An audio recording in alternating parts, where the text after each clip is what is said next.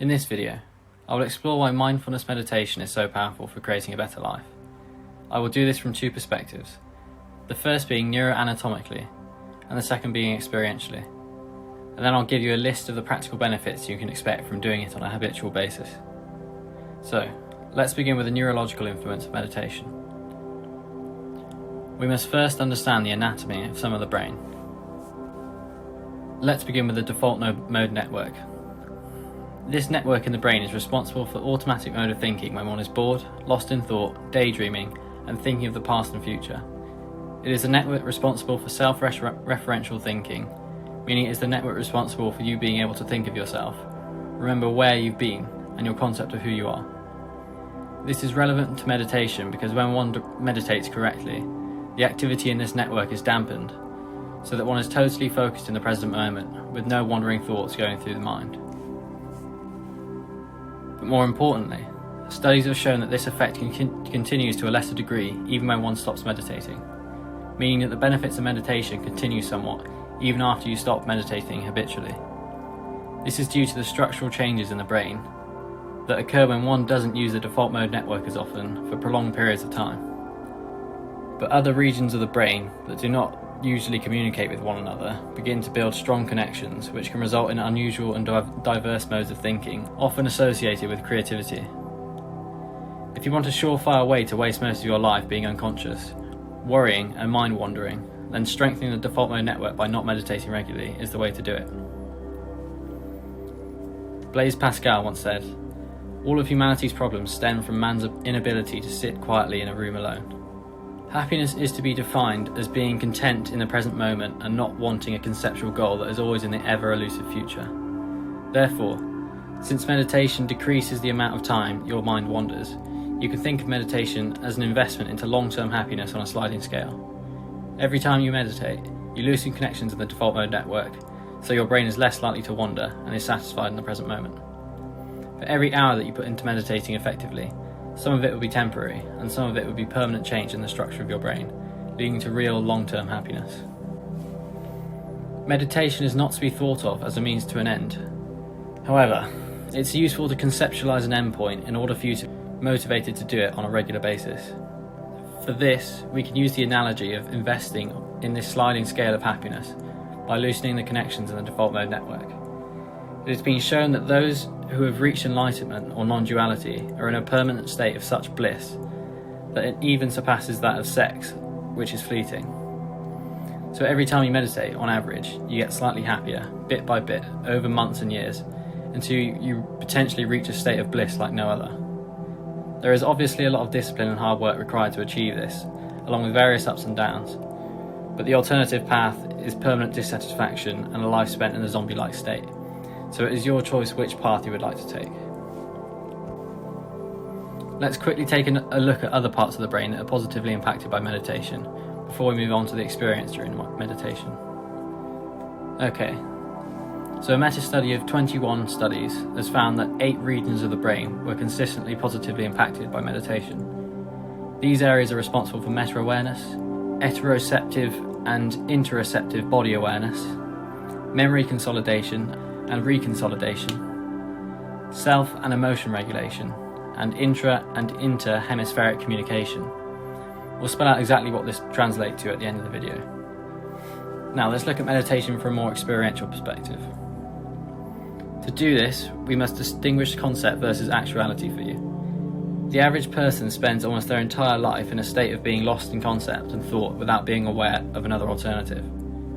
Meditation is the practice of merely letting go of all this concept and thought so that you are simply left with what is. A lot of this will be subconscious, so it will take time to strip away all the culturally ingrained beliefs that you mistake for reality.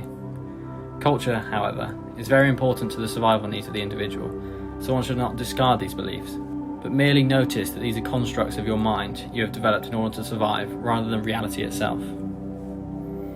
I want you to do a very simple exercise so that you make the crucial distinction between concept and actuality. First, let's learn to notice concept for what it is. I want you to think of the pyramids of Giza. Notice that you probably conjured up an image of the pyramids along with any significance they carry for you.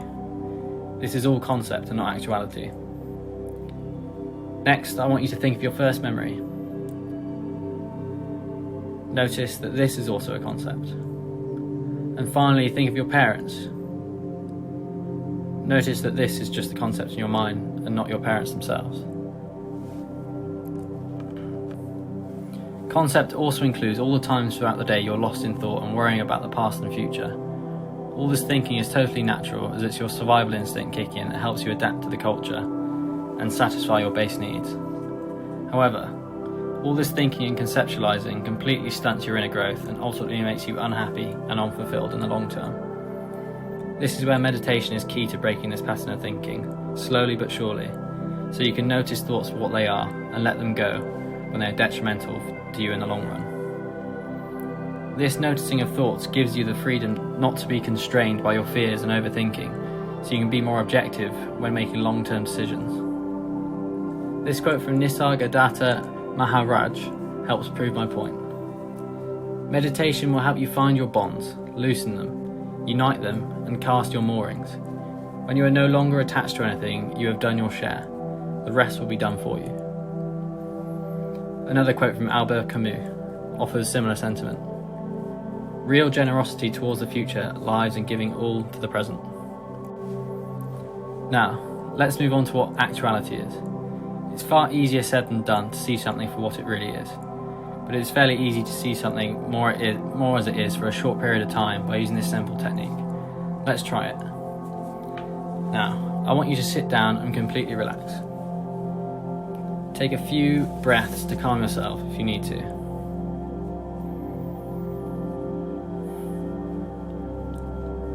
Now look directly in front of you at no specific object. And if your mind starts to latch onto things or objects, just let them go. Until you sense just a sphere of experience itself, without any labels we usually unconsciously attribute to things. Let go of the concept of sound, sight, feelings, objects, thought, direction, and just sit there and experience itself. This is a taste of actuality. We'll explore this technique further in future videos. I consider meditation a keystone habit for those who want to build a fulfilling life, because it is the one habit that stops the individual from slipping into unproductive patterns of behaviour that are detrimental to the overall well-being of that person. It also gives the person the prolonged periods of focus necessary to work on their life purpose, which is an incredibly apt tool to use in an age of massive distraction and bombardment of information. To conclude, let's give you a simple list of the benefits if you are to add meditation to your daily routine to further motivate you. You can expect greater short-term and long-term happiness, far less depression and anxiety, greater concentration and attention, addiction prevention, prevents aging of the brain, increases creativity, better memory and recall, better awareness of yourself and your surroundings, helps to make deeper and more genuine relationships with others, plus many others similarly related. This concludes the video on the benefits of meditation. Thanks for listening.